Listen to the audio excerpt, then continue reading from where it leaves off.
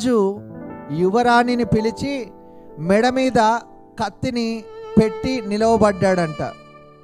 అంతకు మునుపు అదే కత్తిని తన సైన్యాధిపతిని పిలిచి తన మెడ మీద కత్తి పెట్టి పట్టుకుంటే సైన్యాధికారి ఏం చేస్తాడు? వాడు గడగడగడగడమని వణికిపోతా ఉన్నాడు. అదే కత్తిని మరలా అరే నువ్వు వెళ్ళిపోరా అని యువరాణి కూర్చొని ఉండగా సింహాసనం మీద యువరాణిని పిలిచి ఆ యువరాణి మెడ మీద కత్తి పట్టి ఉంచితే యువరాణి హాయిగా నవ్వుతా ఉందంట. అక్కడున్నటువంటి రాజు అడుగుతా ఉన్నాడు, ఎందుకు నీకు భయం లేదా? ఇప్పటిదాకా ఇదే కత్తిని మంత్రి మెడ మీద, సైన్యాధిపతి మెడ మీద నేను పెట్టాను, కానీ వారు గజగజ వణికిపోతా ఉన్నారు, కానీ నీవు మాత్రము సంతోషంతో ఉన్నావేంటిది? ఎందుకు నీకు భయం కావట్లేదా అంటే యువరాణి చిరునవ్వుతో సమాధానం చెప్పింది. ఏమని అంటే, వారందరూ నిన్ను ప్రేమించట్లేదేమో, వారిని నీవు ప్రేమించట్లేదేమో, కానీ నేను నిన్ను గాఢంగా ప్రేమిస్తా ఉన్నాను, నీవు నన్ను ప్రేమిస్తా ఉన్నావు, కనుక నా మెడ మీద కత్తి పెట్టినా కూడా నీ ప్రేమ నన్ను చంపనీయదు అని యువరాణి సెలవిస్తూ ఉందంట. హల్లెలూయా, హల్లెలూయా. రాణికి తెలుసు రాజు మనసేంటో, రాజు హృదయం ఏంటో రాణికి తెలుసు.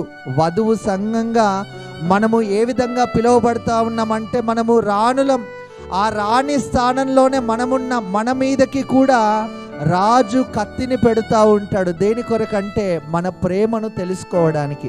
అప్పుడప్పుడు కత్తి మన మెడ మీదకి వచ్చినప్పుడు ఒకవేళ మనము సైన్యాధిపతి స్థానంలో, మంత్రి స్థానంలో ఉంటే నిజంగానే మనం భయపడుతూ ఉంటాం, కానీ మనము వధువు సంఘాన్ని, మనము ఏర్పాటు చేయబడినటువంటి తన ప్రజలము కనుక మనము వధువు సంఘముగా ఏర్పాటు చేయబడి ఉన్నాం. మనము ఆయన కొరకు ముస్తాబవుతున్నటువంటి రాణులం. మన మీద కత్తి వచ్చింది, కానీ మనము సంతోషంతో భయపడకుండా ఆయన వైపు చూసేటువంటి ధన్యతని ప్రభు మనకిచ్చారు. హల్లెలూయా. ఈ లోకంలో ఉన్నటువంటి వారి మీదకి కత్తులు వస్తున్నప్పుడు అందరూ భయపడిపోతూ ఉంటారు, కంగారు పడిపోతూ ఉంటారు. అది వారికి ఒక అరణ్యంలాగా మార్చబడుతూ ఉంటుంది. కానీ మన మెడ మీదకి కత్తి వచ్చినప్పుడు ఆ కత్తి మనల్ని నాశనము చేయట కొరకు రావట్లేదు. ఆ కత్తి మనల్ని సంహరించడానికి మన మెడ మీదకి రావట్లేదు, కానీ మనం ఎంతగా ఆయనని ప్రేమిస్తున్నామో తెలుసుకోవడానికే ఆ కత్తి మన మెడ మీదకి అప్పుడప్పుడు వస్తూ ఉంటుంది. ఇలాంటి సమయంలో ఏ ఒక్కరూ కూడా నిరుత్సాహపడవలసినటువంటి అవసరం